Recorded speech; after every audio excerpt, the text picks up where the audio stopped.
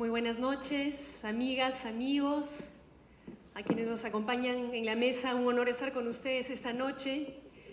Quiero, en lo que a mí me toca un poquito, tratar de invitarlos a trasladarse conmigo hacia el sur, hacia el Cusco en particular, de donde vengo, y compartir con ustedes un poquito de nuestra indignación y también de nuestras esperanzas, que todavía no desaparecen a pesar de todo.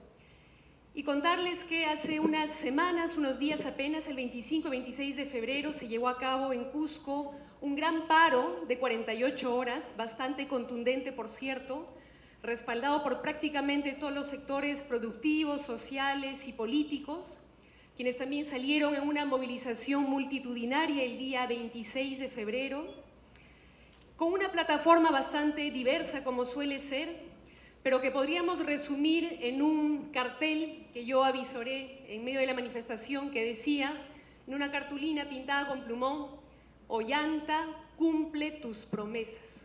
Así de simple, así de simple, así de sencillo, pues lo que debiera ser el principio básico de la democracia, ¿no? Cumplir lo que uno ofrece. Y que además resulta sumamente importante en una región como la mía, en la cual se le dio casi en su totalidad la confianza al proyecto nacionalista, al proyecto de Gana Perú. En varias de nuestras provincias se respaldó al presidente Ollanta Humala con 70, cerca al 80, 85 y casi 90, en algunos casos 90% del voto popular. Y tenemos ahora un pueblo que se siente traicionado.